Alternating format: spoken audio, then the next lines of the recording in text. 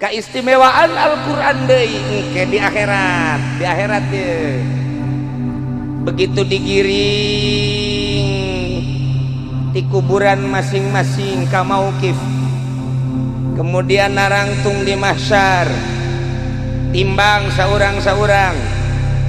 Begitu ditimbang ibu jeung bapak, pas ditimbang salatna kurang bagus, puasana kurang bagus, zakatna kurang bagus, jadi berarti berat kajore leketa kakenca.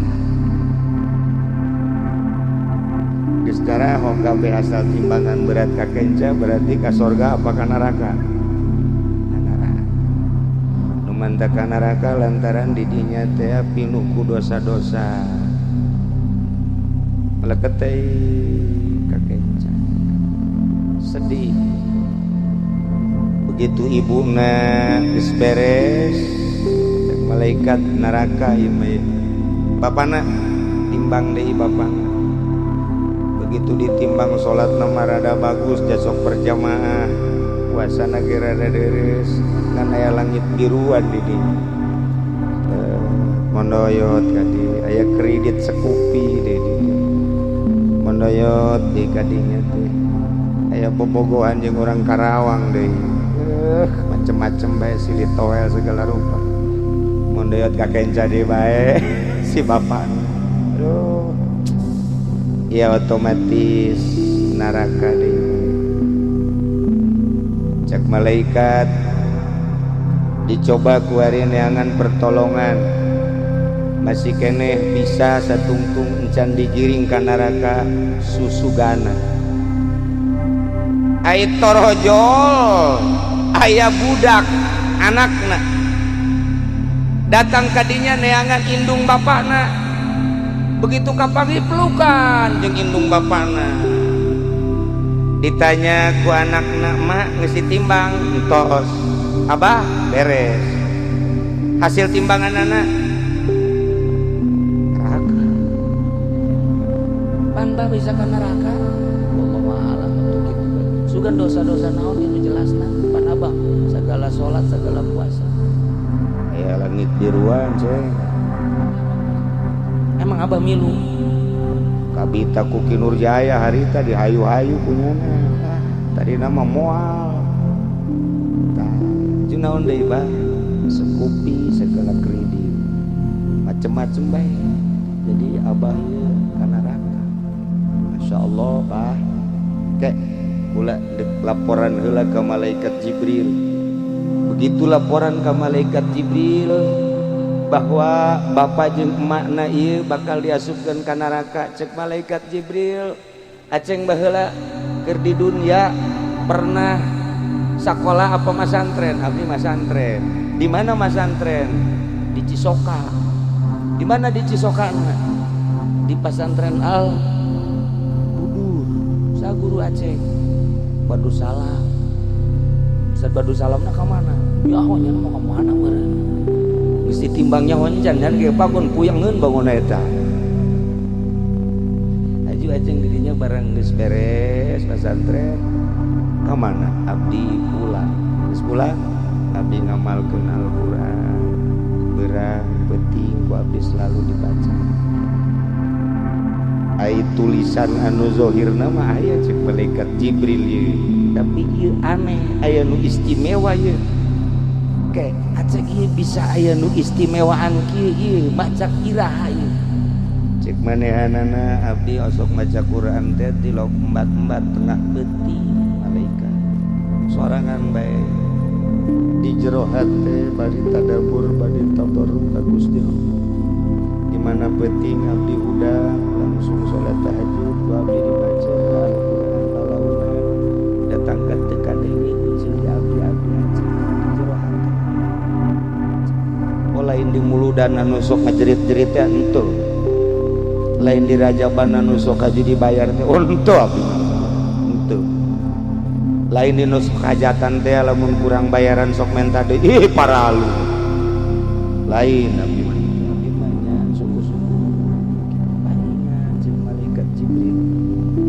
aya mahkota dua jang indung Bapak Haji dumantak can dibikeun kaget sebab kakagetna tina amal naon ieu mahkota sehingga kudu dibikeun ka indung Bapak Haji ngelehkeun kana sakabeh dosa-dosa asal geus dipakean mahkota ieu berarti kudu digiringna ka sorga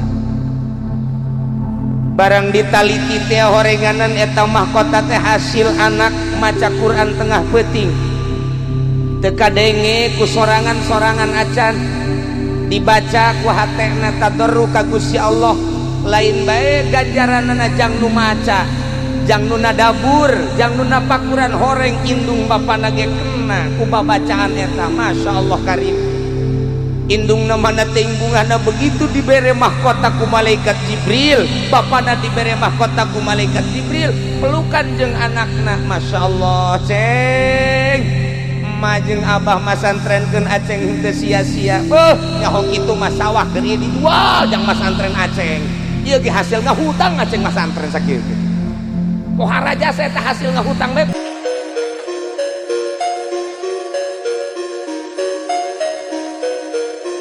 Assalamualaikum warahmatullahi wabarakatuh.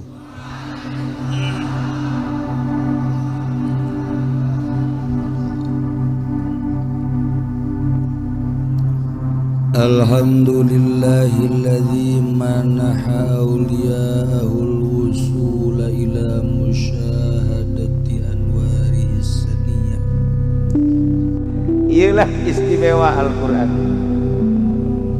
nu mantak bodoh jasa lamun hirup di dieu deket ke pondok pesantren Al-Quran kemudian datangkah teu bisa maca Quran acan ya Allah ya Rabbi rugi jasa lantaran simkuring sok ngadongeng tuturunan dongeng ti abah almarhum digentur mah ku jago-jagona mamasa TV ngaji mantek ulah-ulah santri nu dewasana nu keur masakna bae nu keur masak bari ngadengekeun mama nyurah sakel kulun fakulun kulun fabadun kulun falasya kulun falesa badun badun fakulun badun fabadun badun falasya badun falesa badun eta nu masakna bae bisaeun kana sakel mantek komo nu ngararajina mah ulah ditanya deui model Ki Nurjaya mah urusan mantek mah asal aya martil jeung paku siap dipantekan bae geus ku jarawa da eta kunaon eta ku istimewana Mama Syatibi pohar Islamun di dieu teu nyaho ka ikhfa acan padahal deket ka pondok pesantren masyaallah rugi jasa kos deket ka Ki Nurjaya teu bisa ngeset acan geus rugi jasa teman.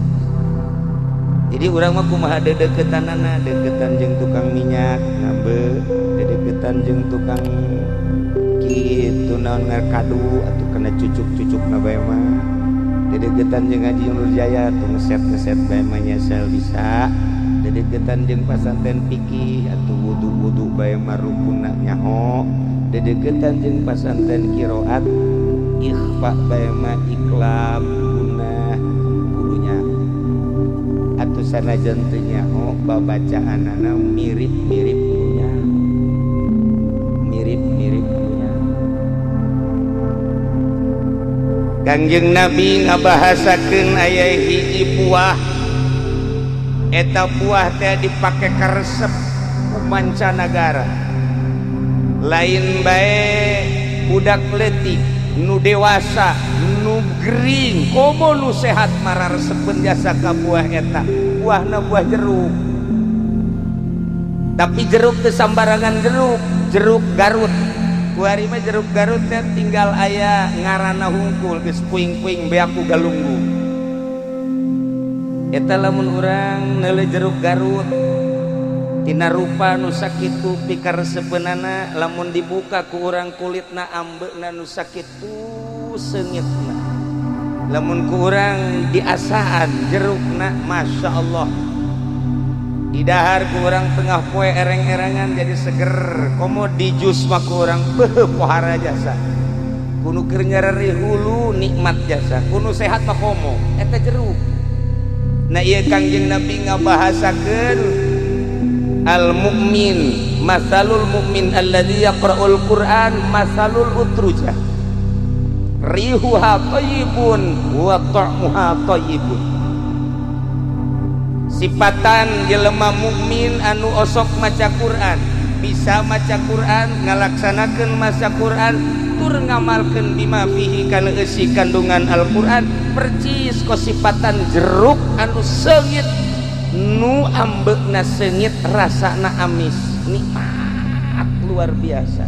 Ieu Kanjeng Nabi ngabahasakeun mukmin nu sok maca Quran kos buah jeruk. Ngeunah di deketan ngeunah, di asaan ngeunah, di ambean ngeunah.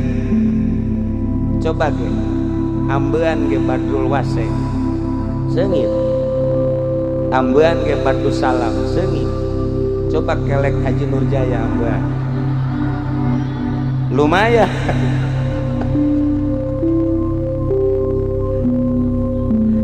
Seungit teh seungit maknawi, lamun jeruk mah seungit teh hisi, lamun jelema mukmin sok maca Quran seungitna seungit maknawi. Kunaon eta Imam Syafi'i terus bae datang ka kiamat seungit bae Qur'anna luar biasa. Imam Syafi'i mah maca Quran teh lamun di bulan-bulan biasa sapoe sapeting sakali tamat, tapi lamun di bulan Ramadan sapoe sapeting 2 kali tamat, kali 30 poe berarti 60 kali tamat. Imam Syafi'i mah di bulan Ramadan mah 60 kali tamat. Teangan sacisoka coba nu mana jelemana nu bisa namatkeun 60 kali tamat. Ulah 60 kali tamat sampai sapeting bae jadi sabulan 30 kali tamat. Oh potongan boro-boro nu lain kiai na Kiai Haji Nurjaya ge geus teu berat cek Nurjaya hayang sakali tamat ge eungap cak cenah beak ku perebut kupat malulu teu kaburu maca Quran. Imam Ghazali nu mantak ambeuna terus datang ka kuari di jero dadana aya Qur'ana. Luhur teuing nu belah dieu Abuya Dimyati Cidahu nu mantak terus seungit Qur'ana di jero dada luar biasa. Terus datang ka kuari ahli-ahli Qur'an sarareungit. Sebab cek Kangjeng Nabi percis kos buah jeruk. Sengitan coba awak kurang ibu bapak supaya kaambe minimal ibu mas sengit ya ku salaki datang ke imah kemana ma nanyakan ke anakna ma keur di musola keur naon coba tingali bah keur naon coba terang di deuleu pamajikanna Bismillahirrahmanirrahim Yasin wal Qur'anil hakim innaka laminal mursalin dari ceri maka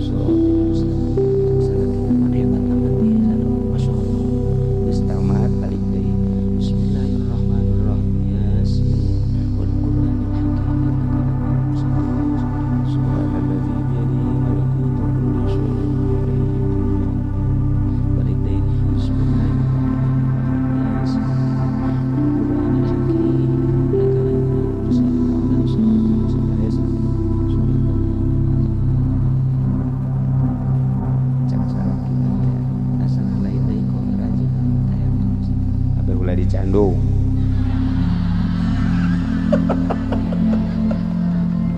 ya bejana cenah jeung urang pengkolan SMS teh geus aya tah sugan be kumaca Yasin salah kita ge ngurucut masyaallah jadi maca Yasin supaya ulah yang dicandu moal cek salah kita lamun neng loba maca Yasin ke bakal leuleus hate kuari macan leuleus seringan maca Yasin di mana-mana Yasin geus ngamuk ka jero hate bakal leuleus engke bakal nawaran sorangan ka kakak ge coba ge ieu berkahna Yasin masyaallah nikmat Yasin.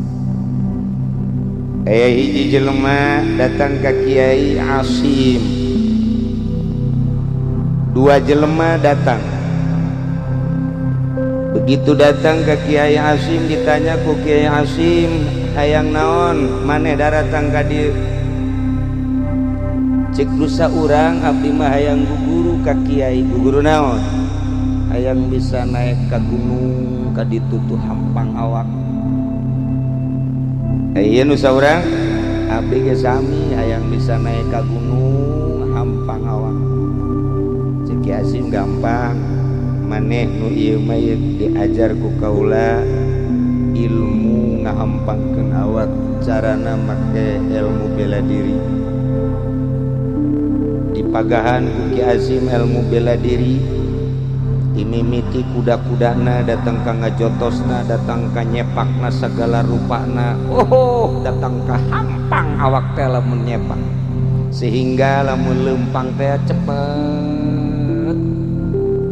Nu saurang mah cek Ki Hasim teh ente mah ulah make kos kitu. Kuari mah coba dicoba maca Quran saminggu tamat. Ye carana ieu nya hadiahan ieu beres ieu baca saenggeus dibaca sahizib saminggu tamat geus beres saminggu tamat kuari 3 poe tamat geus beres 3 poe tamat kuari sapoe sapeuting tamat. Cok make praktek anu khusus di Ki Hasim diwirid kunyana Al-Quran menang hasil ijazah beres duanana nu hiji make perjalanan ilmu bela diri, nu hiji make perjalanan Al-Quranul Karim. Kuari dipetakeun ku Ki Hasim, coba naik ente kaditu ka luhur make ilmu bela diri hampang sakumaha hendak menghadapi musuh bae. Coba ayo berangkat nu ieu titah berangkat make Al-Quran berem baca eta Al-Quranul Karim sakumaha selesai tamat fa iza khotam tadi mana anjeun geus tamat sajad tasujud baca menta ka Gusti Allah. Begitu sujud menta ka Gusti Allah nangtung deui berem nyana ngamaksud ka gunung hiber sorangan hiber datang ka luhur jauh bedana jeung anu dididik make ilmu diri maki ilmu bela diri. Ieu Al-Quran kos kitu tah nu mantak ilmu perang teh dina Al-Quran. Santri mah tenang bae pokona mah geus teu kudu make cara tentara cara polisi melawan Amerika teh cukup make kaf ha ya ain shad ha mim ain sin qaf iyyaka na'budu wa iyyaka nasta'in ya hayyu ya qayyum Allahu latifum bi ibadihi yarzuqu may yasha wa huwal qawiyyul aziz. Mau dibaca kabeh wae. Wah, tah geus datang ka waktuna tak perang tembak ku Amerika langsung bus mae beres geus. Eta mah guguruna Kaki Nurjaya teu tamat mal beres. Tah ieulah dua manusia ku Ki Hasim dipetakeun nu hiji make ilmu bela diri, nu hiji make ilmu Al-Quranul Karim. Ya Allah ya Rabbi hampangan make Al-Quran set naik kalau nemantak ieu kaistimewaan kal Al-Quran sakumaha tadi cek Kangjeng Nabi mukmin anu sok baca Quran mah seungit sakumaha buah jeruk bae. Kaistimewaan Al-Quran deui engke di akhirat ye. Begitu digiring di kuburan masing-masing ka mauqif, kemudian narangtung di mahsyar timbang saurang-saurang. Begitu ditimbang ibu jeung bapak pas ditimbang salatna kurang bagus, puasana kurang bagus, zakatna kurang bagus, jadi berarti berat kajore leketa kakenca geus cara hoka pe asal timbangan berat kakenca berarti ka sorga apa ka neraka? Neraka. Nu mantap ka neraka lantaran di dinya teh pinuh ku dosa-dosa leketei sedih Begitu ibuna geus beres cek malaikat neraka ieu mah ya. Bapana timbang deui bapana. Begitu ditimbang salatna mah rada bagus jasok berjamaah. Puasana ge rada deres ngan aya langit biruan di dieu. Mondoyot kadi aya kredit sekupi deui di dieu. Mondoyot di kadinya teh aya bobogohan jeung urang Karawang deui. Macem-macem bae silih toel segala rupa. Mondoyot kakenca deui bae si bapak. Aduh. Ya otomatis neraka deui. Cek malaikat dicoba ku ari neangan pertolongan. Masih keneh bisa satungtung encan digiring ka neraka susugana.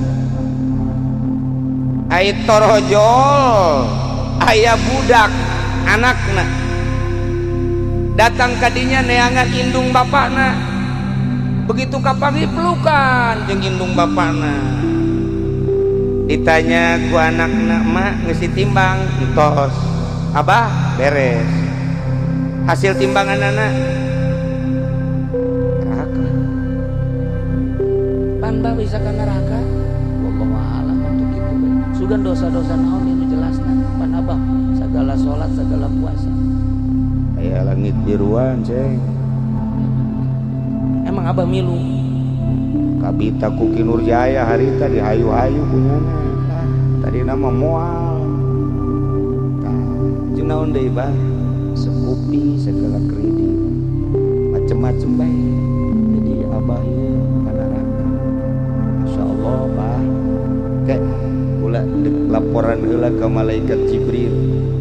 Begitu laporan ka malaikat Jibril bahwa bapak jeung emakna ieu bakal diasupkeun ka neraka. Cek malaikat Jibril, aceng baheula keur di dunya pernah sakola apa masantren? Abdi masantren. Di mana masantren? Di Cisoka. Di mana di Cisokana? Di pesantren Al Budur. Sa guru aceng Badu Salam. Ustaz Badu Salamna ka mana? Ya nya mau ka mana meureun? Geus ditimbangnya wancan dan ge pagon puyangeun bangun eta. Aju ajeng di dinya barang geus beres pesantren. Ka mana? Abdi pulang. Geus pulang, abdi ngamalkeun Al-Qur'an. Beurang penting ku abdi selalu dibaca. Ai tulisan anu zahirna mah aya cek malaikat Jibril ye. Tapi ieu aneh, aya nu istimewa ye. Kayak aceng ieu bisa aya nu istimewaan kieu ieu maca iraha ieu. Cek manehanana abdi osok maca Quran teh tilok embat-embat tengah beuting malaikat. Sorangan bae di jero hate bari tadabur bari tabarruk ka Gusti. Di mana beuting abdi udah langsung salat tahajud abdi dibaca Al-Qur'an lalauna. Datang ka teu kadenge kucing di abdi-abdi aja di jero hate. Oh lain di muludan anu sok ngajerit-jerit teh henteu. Lain di rajaban anu sok haji dibayar teh henteu abdi. Henteu. Lain di nus hajatan teh lamun kurang bayaran sok menta deui paralu. Lain abdi mah abdi mah nya sungguh-sungguh. Cek malaikat Jibril. Ieu aya mahkota dua jang indung bapak aja lumantak can dibikeun kaget. Sebab kakagetna tina amal naon ieu mahkota sehingga kudu dibikeun ka indung bapak anjeun. Ngelehkeun kana sakabeh dosa-dosa asal geus dipakean mahkota ieu berarti kudu digiringna ka sorga. Barang ditaliti teh horenganan eta mahkota teh hasil anak maca Quran tengah peuting. Teu kadenge ku sorangan-sorangan acan dibaca ku hatena tadarru ka Gusti Allah. Lain bae ganjaranna jang nu maca, jang nu nadabur, jang nu napakuran horeng indung bapana ge kena ku babacaan eta. Masyaallah karim. Indungna mana teh bungahna begitu dibere mahkota ku malaikat Jibril, bapana dibere mahkota ku malaikat Jibril, pelukan jeung anakna. Masyaallah ceng emak jeung abah masantrenkeun Aceng teu sia-sia. Nyaho kitu mah sawah keur ieu dijual jang masantren Aceng. Ieu ge hasil ngahutang Aceng masantren sakieu. Pohara jasa eta hasil ngahutang bae kos kitu nyaho dibayar nyaho henteu eta. Komo lamun jujualan cara nu sakola mah. Ya Allah ya Rabbi. Nu matak cek Kangjeng Nabi man qara al-Qur'an albasallahu walidayhi tajan yaumal qiyamah. Sahaja lemah anu maca Quran Allah bakal mere mahkota ka indung bapakna jaga yaumal qiyamah. Dauhu ahsanu min dau'is syamsi. Caangna leuwih caang tibatan caang panon poe. Ieulah kauntungan anak maca Quran indung bapakna nikmat jasa. Geus sekolah mah indung bapak mah geus teu kudu salat, pasantren dikeun anak bae geus sabar. Geus sakitu ge geus insyaallah masyaallah karim. Pohara jasa eta. Lain lalagaan orenganan ya karim. Mantak cak Kangjeng Nabi tadi, masalul mu'min alladzi yaqra'ul Qur'an masalul utrujah rihuha thayyibun wa ta'muha thayyibun. Sifatan jelema mukmin anu rajin maca Quran bari ngamalkeun kana Al-Qur'an percis kos buah jeruk ambeuna seungit rasana amis istimewa luar biasa. Efek daripada budak maca Quran indung bapakna jadi untung. Alhamdulillahirabbil. Mantak cek Kangjeng Nabi kana yaqra'ul Qur'an fa innahu yati yaumal qiyamah syafi'an lah. Baca kuaranjeun Al-Quran jaga di poe kiamat bakal nulungan kanu maca nulungan kanu macana nulungan ka indung bapana pohara. Tapi maca Al-Quran teh lamun semet datang ka maca doang dirapih-rapih makhrajna dibaguskeun suarana diistimewakeun lapasna lagamna dihebatkeun teu ditingali jero eusi kandungan Al-Quran sehingga pojaiyah antara nu dibaca jeung kalakuan anu macana bakal cilaka, bakal katipu ku maca Al-Quran. Diondang maca Quran, dibayar maca Quran, ketika sorangan teu pernah maca Quran. Potonganna kos Haji Supendi. Mana teh si Haji Supendi? Oh iya tah ieu potonganna sorana bagus. Lamun didengekeun ieu ku kabehan di dia luar biasa sorana. Ujianana meungpeukan ceuli. Pernah digunggurahnya na make kadu. Tapi hebat lain lalagaan hebat bener. Ngan nya nama kos kitu asal teu dibayar teu baca Quran. Teu dibayar henteu bae teu baca Quran. Potonganna ge potongan kori nya eta. Bener. Ngan kos kitu bae cenah mah terang-terangan lamun aya anu ngundang teh wani sabaraha sia ka aing. Ayo. Iman cenah jadeukeun jeung tatangga 500. Ka Cisoka ge 2 juta. Mun 500 teh hayang tatangga ge telok diladena. Mudah-mudahan da budak ka nerakanya. Kumaha kos kitu. Teu dibayar. Jelema lamun sakadar ngabeberes lohirna doang batil teu diberesan katipu ku pembacaan ayat suci Al-Qur'anul Karim. Sehingga dibaca dinu rame sorangan henteu daek, dibaca sorangan cuman teu ditadabur tojaiyah jeung kalakuan. Cek dina Al-Qur'anul Karim, awas wala taqrabuz zina innahu kana fahisah. Nyanana endahan zina teu saeutik kori zararina. Kori zina kori na'udzubillah min zalik wa min zalik. Lamun dina Al-Qur'an dibacakeun tentang riba apa mudha'afah nyana pangheulana ngeridit. Lamun dina Al-Qur'an dicaritakeun tentang paharaman-paharaman nyana pangheulana ngagawean. Ngan sakadar dibabagus bakharijul hurufna, dibabagus suarana hungkul, dibabagus lagamna hungkul, dimusabakohkeun mungkin jadi juara internasional. Oh hadiahna ge luar biasa. Ya alhamdulillah juara kedua ya. Tayeu Haji Supendi teh juara kedua tingkat RT 2an bae nyana harita. Geus pahara teh bah, geus pamustungan berarti kan. Ya Allah ya Rabbi.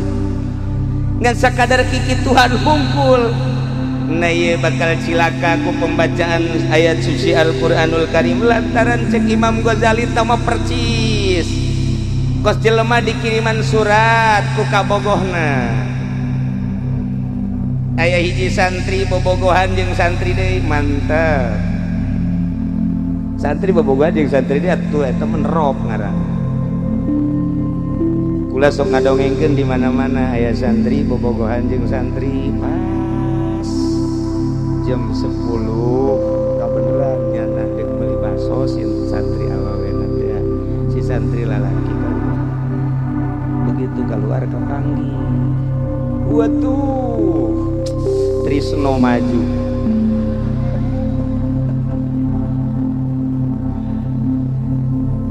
langsung ngobrol di pos kamli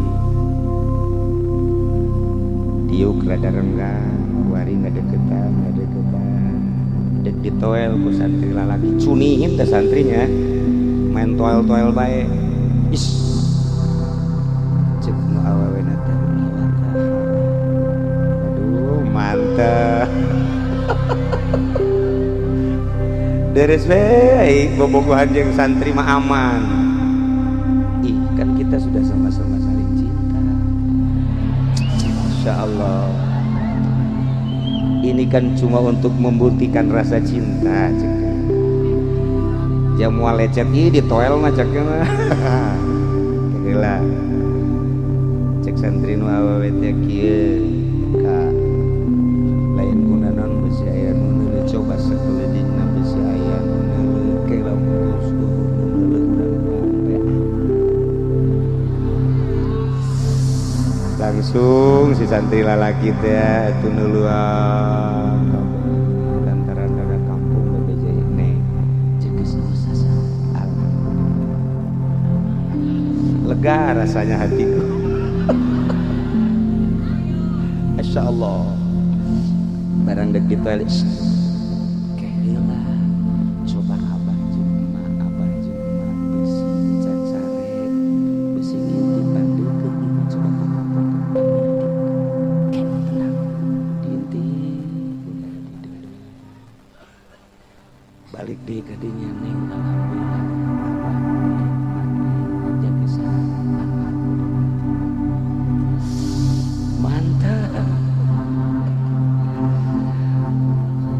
mantep malam ya orang berarti happy di deketan pas dicekel rinjal saya kunaon hiji deui cek aya naon coba sekelilingan geus sarare abah jeung emak geus sarare coba Allah geus sarare tanca cek si santri teh atuh Allahumma la ta'khudhuhu sinatu wala naum ngadalilnya ada di dinya waduh atuh teh jeung santri mah ai encan sare mah jeung moal sare urang ulah waka jang engke jeung moal kusaha pokona mah engke di mana kula geus ditikah neng geus ditikah ti luhur sausap rambut dihandap sausap dampal jeung doton-dotonna jang kakak tuh kan Masya Allah tak iya tah hari jeung santri mah bobogohan teh aman moal kudu kumaha lantaran santrina geus aya ihsan iman geus aya Islam geus aya eta mah tadi rerendengan ge sabenerna mah kabeneran aya setan bae numpakan kabelah dieuna barang diingetan ku awewe ka coba Allah geus saretanca pan ngageter tapi coba pangneangankeun di Cisoka nu awewena di deketan ku lalaki ngomong kos kitu mun aya bawa ka Cilongok coba aya tah nu kos kitu tah boh di deketan malah ngadeketan deui deuk dibuka dadana geus muka ti heula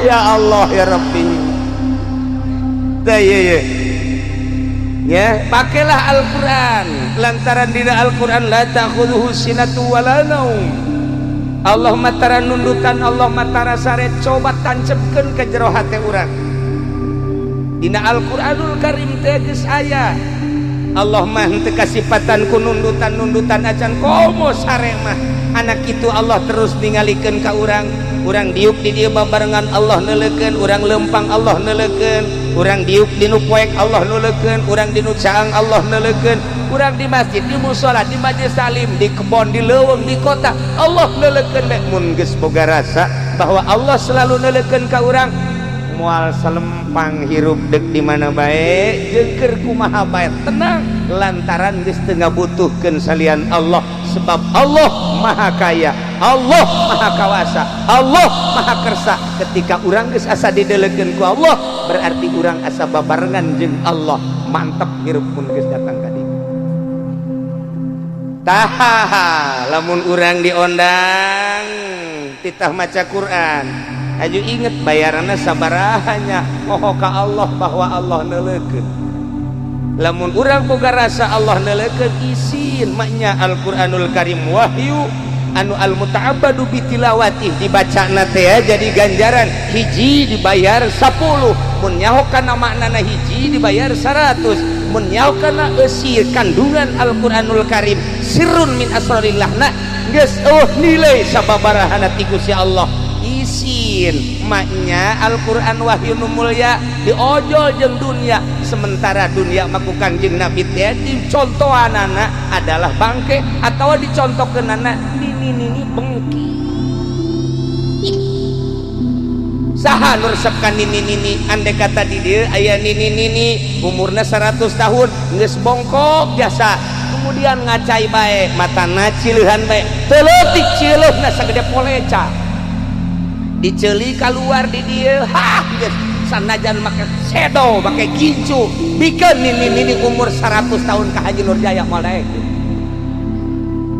paling kecak Haji Nurjaya aing ku aing maka deuleu sapi kolot ieu bantu dipencit bae kitu ya maldaekeun entah awewe naon dunia teh kadeleuna ku Kangjeng Nabi mah ieu adalah nini bengki. Lamun urang maca Quran ojol jeung dunia atuh jauh amat. Urang ngaragap ke jero isi kandungan Al-Quran bakal muringkak bulu hate urang. Ketika urang disuratan ku kabogoh urang nu tadi teh dibaca bacana ge moal daek di nu rame. Setelah sampai suratku ke pangkuan, perlu diketahui berlayang tak bersayap, berjalan tak berkaki, juri gimana? Surat ini akan memberitahukan tentang peraturan-peraturan. Waduh, sakumaha negara ini. Satu, saya tidak senang kalau Kanda merokok. Yang kedua, saya tidak senang kalau Kanda memakai baju yang hitam, sebab kulit Kanda hitam. Jadi kalau pakai yang hitam sama dengan jurig. Sina kumasri seperti itu. Saya mohon Kanda harap memakai pakaian yang mencereng-mencereng supaya terlihat necis. Itulah aturan dari saya sebagai kekasih Kanda Sarwiti.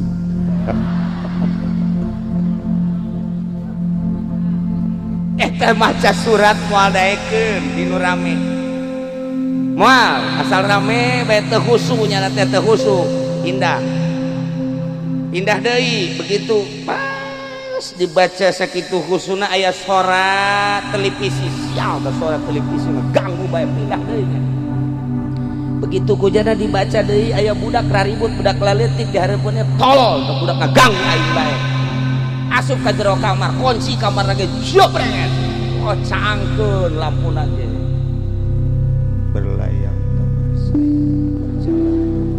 Aduh. Indah hati. Ini adalah sebuah pernyataan cinta. Aduh. Leuleus di jero hati. Sanggeusna dibaca terus sekian kasihmu.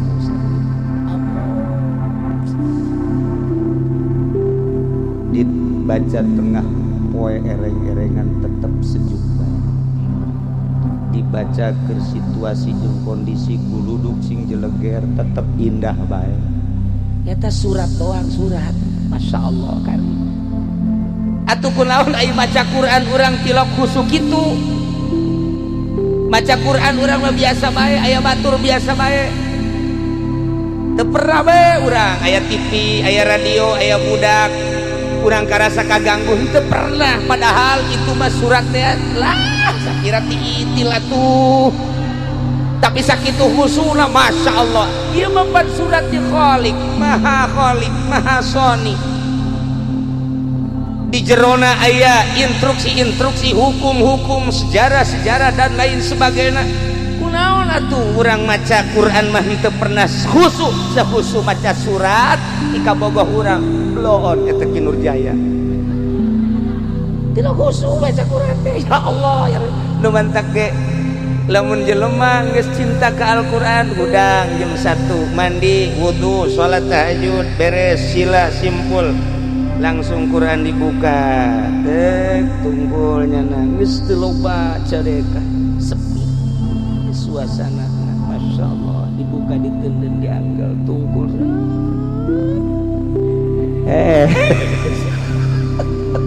sugan teh khususial orenganan tak iya maca Quran jakos kitu nyaho kana isi Al-Qur'an nu mantak tadi lamun dipertanyakeun he ai ente ai maca surat di kabogoh mah kunaon sakitu khusuna teu meunang aya nu ngaganggu. Oh lantaran kaharti isi kandungan Al-Qur'an isi surat di kabogoh. Ai ente kunaon maca Quran teu pernah khusyuk teu kaharti eusina sama sakali ngan sakadar nyaho hurufna bae jeung makhraj-makhrajna nyaho teh ngan sakadar mad-madna bae jadi teu kaharti kulantaran teu kaharti eueuh kahusuan. Hiji ketika instruksi kabogohna kunyana teu dilaksanakeun dibaca ditalar dibaca ditalar dibaca ditalar datang ka katalar da surat teh. Satu, jangan merokok. Yang kedua, jangan pakai baju hitam. Itulah instruksi dari saya sebagai kekasih. Dibaca, ditalar, dibaca, ditalar. Tetapi ketika manehanana amprok yang kabogohna ngarokok terus baju hideung dipakai bae teh banser. Hideung.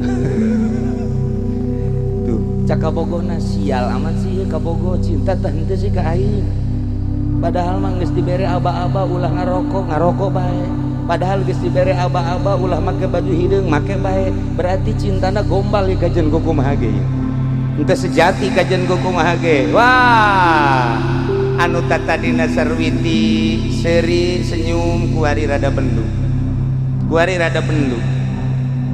Sakitu ngobrolna tetep henteu indah. Balik anggeus balik pertemuan kedua kali selanjutnya tetap masih ngarokok keneh tetep bae masih make baju hideung keneh bae nista maja katilu kali utama masih keneh kitu bae disuratan deui kan ku Sarwiti. Surat ini barangkali mengagetkan Kanda. Hubungan yang telah kita jalin selama 1 tahun mohon maaf cukup sampai di sini saja. Cukup. Asa galedek nyamber sorangan ngejelegeh lantaran Kanda tidak melaksanakan aturan-aturan instruksi dari saya sebagai kekasih. Sekian Sarwiti beres tanda tangan lagi geus lain make leungeun make suku selesai berarti permasalahan. Iya surat dibaca, surat ditalar, tapi teu dilaksanakeun Sarwiti bae manusa jeung manusa bendue. Andai kata aya surat di bupati, kacamat, kalurah, aya instruksi misalnya, kemudian teu dilaksanakeun dipecat ujianana ku bupati. Andai kata gubernur, andai kata bupati, aya instruksi ti menteri, kemudian teu dilaksanakeun mungkin dipecat. Kitu kele Al-Qur'anul Karim dibaca rapi suarana, dibaca rapi makhrajna, lagamna istimewa, tapi teu dilaksanakeun eusi kandungan Al-Qur'an, ieu bakal dipecat ku Gusti Allah. Di akhirat lain menang ganjaran, bakal diasupkeun ka neraka. teu saeutik bakana kori anu digebruskeun ka neraka, teu saeutik kiai anu dijeburkeun ka neraka lantaran sakadar dibaca Al-Qur'an, dijabarkeun Al-Qur'an tetapi henteu dilaksanakeun isi kandungan Al-Qur'an. Na'udzubillah min zalik wa min zalik. Numandak nomor kahiji tadi masalul mukmin alladzi yaqra'ul Qur'an, masalul utrujah. Nomor kedua masalul mukmin alladzi la yaqra'ul Qur'an, masalut tamrah la riha laha wa ta'muha thayyibun.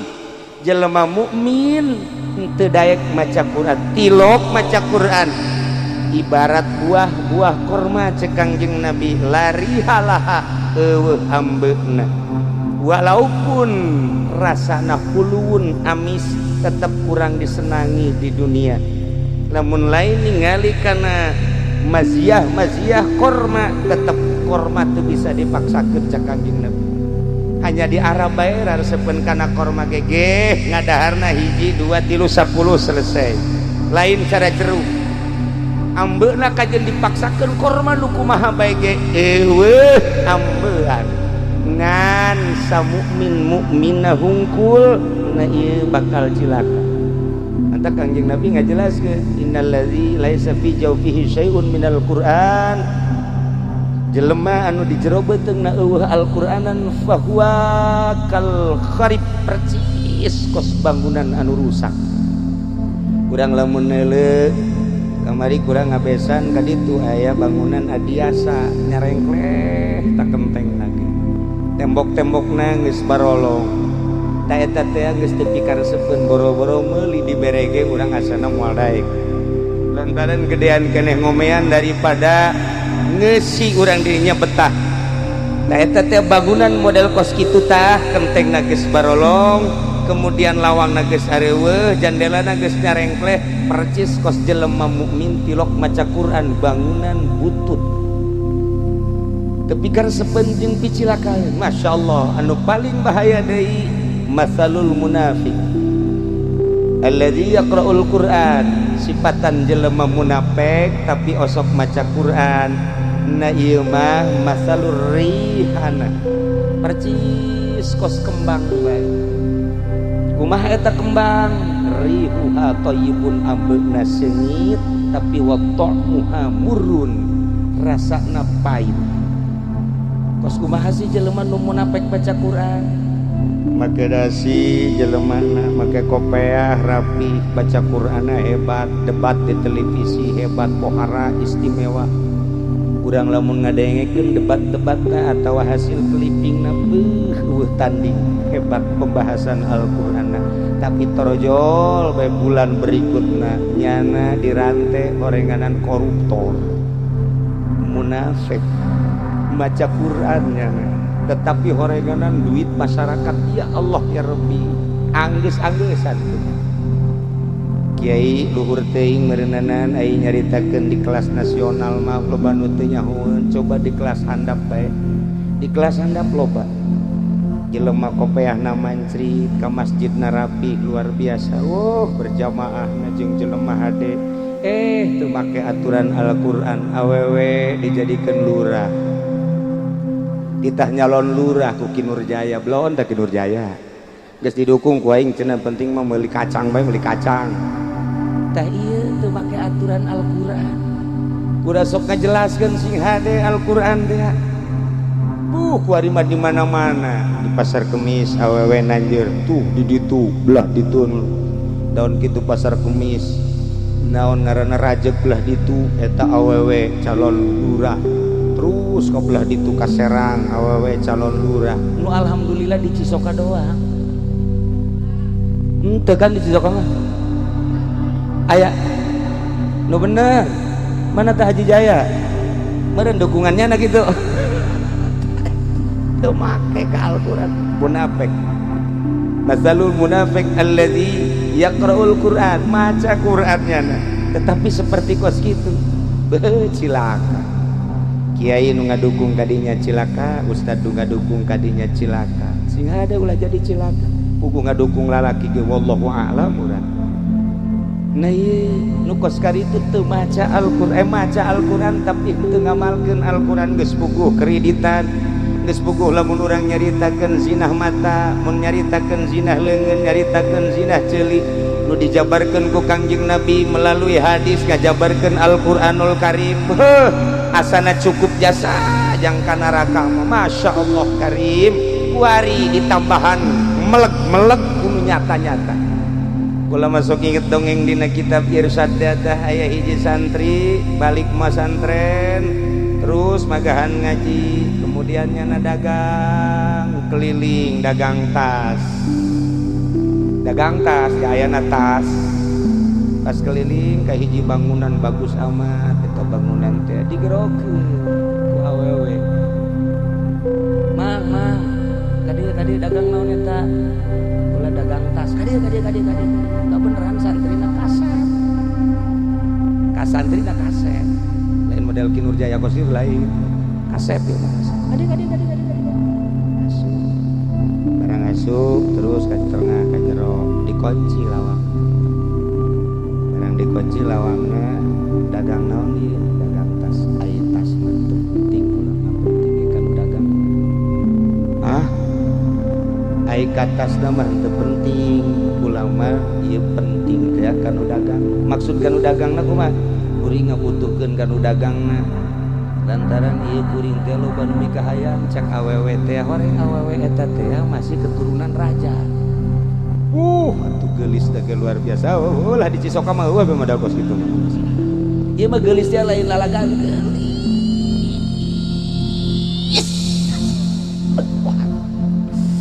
Masya Allah, bulu matana bentik, irungna mancung, pipina ngadaun seueuh, bitisna ngabuah jantung. Ai di dieu mah pan bitisna ngabuah nangka malulu pan. Cangkengna ngabiola, Masya Allah, kulitna koneng. Cik eta awewe teh terang teu ka abdi. Henteu, abdi ieu adalah anak raja. Masya Allah.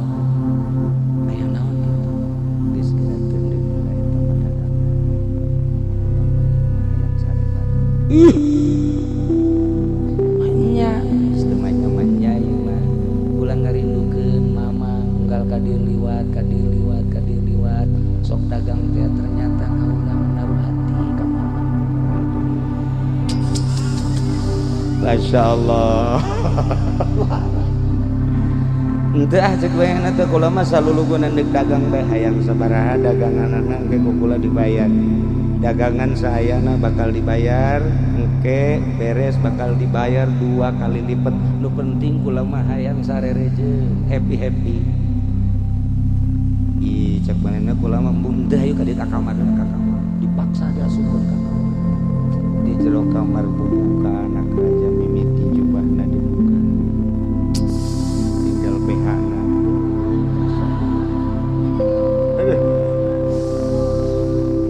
Beres dibuka behana, waduh, gunungna rentul kade. Eta si santri tinggal ieu we, masya Allah. Tapi tetap rada bentas etik. Beres terus sempakna dibuka. Nyana nangkarak di luhuran jalan. Sini. Lamun potongan Ki Nurjaya moal dikekeun deui. Geus pokona mah atau potongan aja Supendi. Wah. Tunggus. Lumbung we punya di pelet komo ieu. Ngahaja teu kudu melet deui. Tapi tetep bae teh santri teh tetep bae masyaallah terus we masyaallah. Di deketan. Barang di deketan dicekal si santri langsung beri kampung.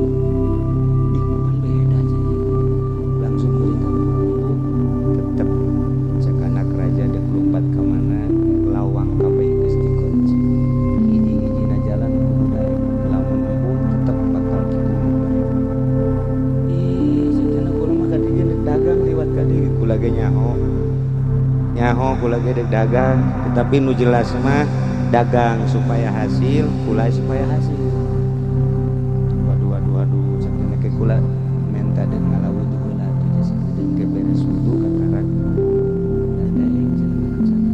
oh boleh atuh ngalawudu oh dek zinah ge ngalawudu cakna teh hebat amat ya dasar santri atuh masya Allah nyana ngalawudu beres wudu ngadoa ka Gusti Allah kudus beres selesai lainna naon morenganan neangan kamar mandi teh supaya kadeuleu aya jandelaan deuk kaluar di jandela ternyata morenganan eta tingkat kaopat tadi dah diajak naik ka luhur bareng luhur Masya Allah iya sih maningan hulu luhur tanu cilaka maning hulu handap ini cilakanya dia jangan ngadoang ka Gusti Allah tetep ngadoang dah cakian anak nyalametkeun awak bae Gusti Maha Uninga abdi ieu keur dizolim abdi ieu ditahzina tetapi pan abdi terang kana isi kandungan Al-Qur'an ku abdi dibaca mah nya ku abdi tiap saat dibaca kemudian kuari titah ngazinahan abdi daek keheula Gusti abdi mah kajenteng ku kumaha ge mandingan paeh daripada abdi daek ngazinahan abdi rela awak abdi paeh abdi deuk bunuh diri nyalametkeun diri tina zina abdi deuk ngaluncat tina jandela WC langsung nyana ngaluncat bismillahirrahmanirrahim geus siap paeh kahandap cak Gusti Allah Jibril tampa jelema eta ditampa ku malaikat Jibril plek cih cakeun aja teu nanaonnya tuh saya kasih amat malah ngomong penting geura balik heula ka ditu tas abdi di luhur ulah mikiran tas heulan segala mikiran tas segala naon heulan gampang tamah geura balik ka ditu balik ya Masya Allah salamet alhamdulillah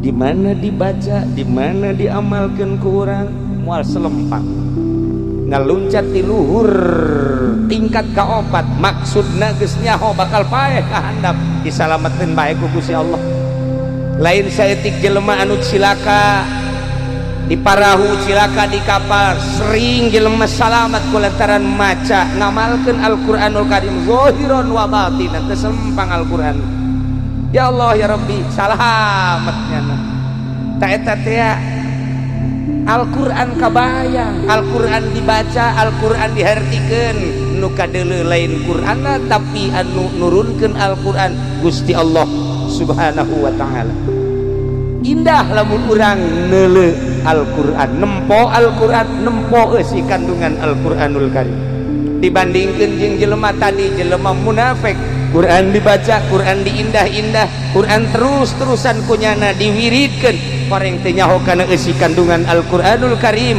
jelema nu kos kitu jelema munafik henteu ngalaksanakeun hududus syar'i seperti ya di Indonesia urang mah ngaji di pondok pesantren Quran dibaca dihartikeun tafsirna diuraykeun melalui jurusan fikih jurusan tauhid jurusan tasawuf kurang diuraikeun lantaran Al-Qur'an mah otoritas Gusti Allah nu boga hukum teh Gusti Allah fikih moal kaluar tina aturan Gusti Allah tauhid moal aturan ti Gusti Allah moal kaluar ti aturan Gusti Allah tasawuf moal kaluar ti aturan Gusti Allah ketika orang di pondok pesantren pas keayaan Al-Qur'an kaluar ti pondok pesantren neuleuh nempo di negara Indonesia lain make hukum Al-Qur'an batin ceri ndek kumaha jadi DPR teh kiai loba jadi MPR kiai loba bakal nu jadi MUI nage Kiai Ma'ruf Amin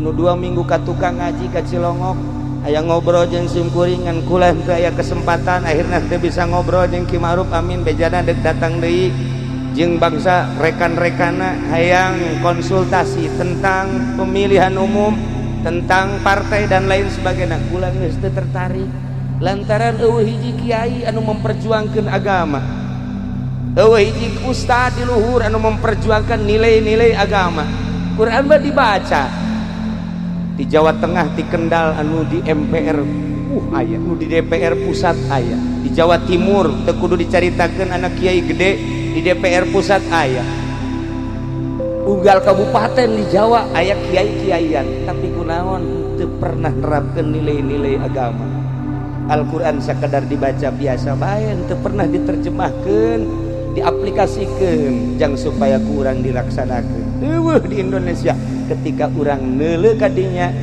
hate urang sedih. Ieu Quran sekedar dibaca tapi henteu dilaksanakan. Nu mantak kahareupna wallahu alam bakal kumaha. Nu mantak carita Aceh GAM, Gerakan Aceh Merdeka di zaman Soeharto, dilanjut di zaman Ki Itu Habibie, dilanjut zaman Gus Dur, di elun-elun hampir dimerdekakan cuman sarana malipit. Tapi kandas Gus Durna di zaman SBY terus datang ke Kiwari, ditebus ku ratusan kiai, tumbang kiai ditembakan, santri ribuan kiai ditumbangkan, ditembakkan tumbang masyarakat ratusan, terakhir ku tsunami. Tapi ketika Hasan Ditiro mendandatangani Aceh, alhamdulillahirabbil alamin, kuali jadi sorotan dunia. Jilbab wajib dipakai di Aceh. Ketika wanita tidak pakai jilbab, penjara. Naik motor henteu meunang ngadengkak, henteu meunang ngadengkak kos kitu teh cara di Cisoka. Oh di Cisoka mah ieu si awewe lalaki apa banci sih sebenarnya. Naik motor di tukang pukul apa pajar lalaki bae, mau nangkot da kos kieu. Aju motorna kuari mah potongan gari itu pantah. Zaman kula mah jauh potongan motor kos gitu. Kuari mah henteu nyekelan kos nyekelan bae kos gitu. Diciptakan ku Jepang seperti eta. Ku harajasa. Sakula pasti lalaki kajian kuku mah. Ai turun teh susuna, masya Allah segede ember. Siap. Nipu aing.